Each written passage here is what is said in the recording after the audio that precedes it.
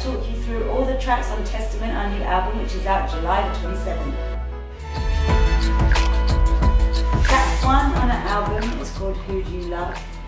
And it has quite an iconic little talking bit at the start, which is Nick's little thing there. That's what she just I wrote it with George Moore, and it was actually one of the first demos that I did coming off of our last tour. I went in the studio, it's the first time I've gone in the studio with George, and yeah, that's what we came up with. Do you know what? When we started writing it, I loved the drama in the music and just wanted to go down that road of making it quite dramatic, and that's kind of it. Wow, this is going to be great, guys. The fans, you're going to love this. Get used to this. This is just track 1. Just track 1. Wait until you get to track 11. So the second track on our album Testament is called 3/4. What I remember about when we recorded 3/4 is we were in the studio with KG, Carl Gordon, and we had a few drinky poos while we were recording.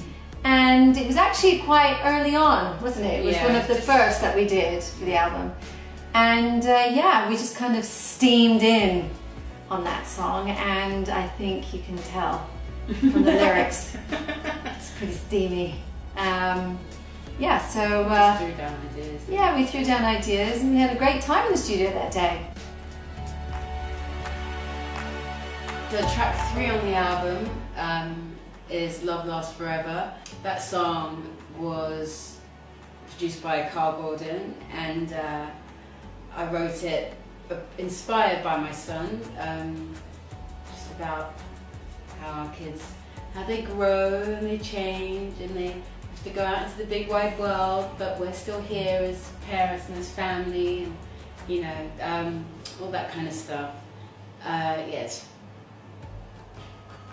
It was one of the songs that we all kind of pretty much instantly. Yeah, I was so excited when I first heard it. You sent it through about 11:30 at night, midnight, and I listened to it over and over again for the next 4 hours, and couldn't actually wait to get out the next day so I could put it on the big speaker in my house. And yeah, instantly I think we like, that was the first song that personally I heard that I was like, okay, we're fine. Like, this is good. This album's going to be amazing. Track 5, No Issues, was again written with George Moore. He happens to be our MD in the band, so it's quite nice to work with somebody who already knew us vocally and sonically, and you know, sometimes when you go into the studio with new people, it can be quite, you know, the process can be quite long in terms of them sort of knowing your vibe and what you're about. But obviously going in with George was great because he has worked with us on both sides, so was able to also, I think, go down the road of creating something with live in mind. Yes. So that was, I love it. It's up tempo. I'm not one of the most, you know, I'm not a big, I love hearing other people's up tempo tracks, but as far as writing, I kind of like to stick in the mid tempo range. So it's quite nice to kind of do something up tempo, and I like the energy. I like the energy of it. It's a cool song. Okay, so the next track is After All, and this was a song written by Mr. T. Lewis and Hutch, who also produced One Strike, and was produced by William Orbit. So this is our William Orbit track.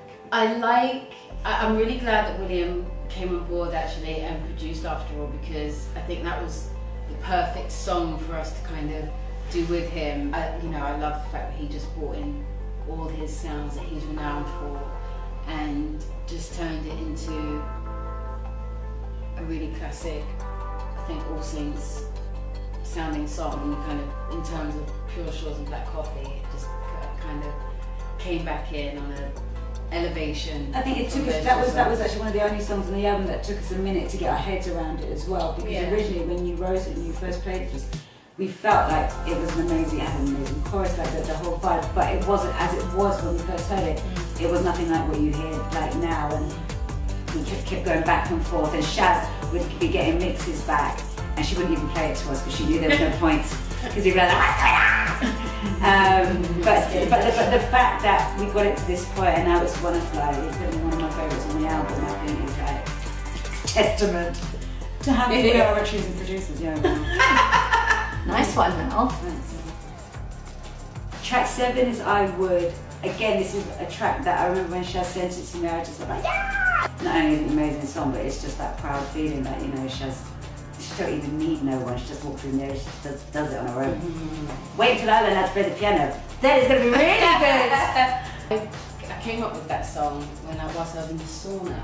Nice. She was naked! I had my phone in my wash bag. I didn't want to forget it, so I had to run out the sauna, grab my phone, and obviously didn't want anyone to hear me. So I ran back in the sauna and recorded it. This is news to us, by the way. This is news to us. But it does sound like, obviously, a love song, but it's actually not a love song. It's actually about, at the time, what was going on, what still is going on, like in Syria and Aleppo and all that kind of stuff. And the chorus was based around, in my head, just being quite helpless and what all the things that I I would want to do if I could. So that's actually what it's about. And I just remember it was inspiring. Yeah, that's what inspired us. Track A is Don't Look Over Your Shoulder with a little bit of Benny and the Jet vibes from Elton John, which is one of my favourite tracks on there. It's just really groovy. And I really enjoy it. And amazing! Shaz wrote it in Ibiza. I love it. I love the horns in this track. Oh yes, very horny. It's a very horny track. It was written with George Morgan, and actually we wrote this, like Nick says, we wrote this in Ibiza. We went to Mel's house. Also, it was actually because you'd written another song, and the idea was that this next song would be a follow-on plot line that went afterwards, but the previous song never got on the album, so now you're just getting the punchline. So you don't know the beginning of the story. Track 9 on the album is Fumes. I did this with Carl Gordon again. It came quite late actually. This was like probably one of the last songs that we did in the album, and I loved the backing track, and it kind of sat around for a while. Then once we sort of came up with an idea, it happened quite quickly. I love the verses on this track. Yeah, I love it. I love the vibe of it. Yeah. It's really good. Track 10, Testament in Motion, was actually a song that William and I had written together quite a few years ago.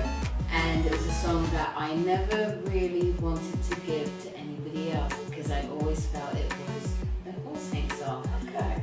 Obviously, the original demo, bringing it up to now, 10 years later, because I think we wrote it like 10 years ago, it needed, obviously, to kind of be revisited. So, which we did, and actually Mel gave quite a lot of input musically as to where she kind of honed in on certain instruments which I actually didn't even take much notice of, to be honest. And once sort of getting those instruments enhanced, it then took the track in a different dimension. And yeah, I'm actually really glad that I held on to it for 10 years and that we finally did it. Track 12 is glorious, and this is one of my particular favorites. I remember when Shaz sent it to us, it wasn't even fully written yet, and I was just like, there's something about the song. When she worked on it, because we went in to record it the next day, she wrote it that night, and I couldn't believe the lyrics that she came out with. She's so talented, so clever, brilliant. It's about me. It gets to me, yeah. It's obviously about Nick because it's amazing. And it was like one of the last songs that we recorded actually that we went into the studio to do. So it was like we were pretty much done, and it was just like, how about this, guys? It was just the last hurdle, and it was like it just floored me. And And the last song is Footprints. Again, I love Shaz this was walking on the song. sand and her footprint was in the sand. Shaz has got massive feet. No, basically, it's a song that Shaz originally wrote with Fred Ball, who did Summer Rain on our last album. And it started off very simple. It was very simple, and then as we went along with it and sort of the production, we weren't sure where to take it again with production, until again the last minute we just decided to scrap everything. It was that, in fact, KG had sent us a version just for us to approve vocals, and when he sent that, he turned down all the backing track, and actually we were like, I don't like it like that. So we looked at it again. Also, like being influenced as well at the same time by Chloe and Halle, these two sisters that I made Shaz listen to, and we listened to their album outside, and by the point we were just like that. Okay. Driven by their vocals. Yeah, and we were like, actually, sometimes less is more. And as soon as we just took everything away from the track and just let the song breathe, it just turned into this whole other entity, and it's about, you know, just a feeling, and so we decided to end the album with that, just because it's a quiet statement, but I think it's a really beautiful song, and proud of our girl, smashing it out, that one. Hi, we're All Saints, and we can't wait for you to hear our new album, Testament, out on the 27th of July. Thanks for watching. Thanks.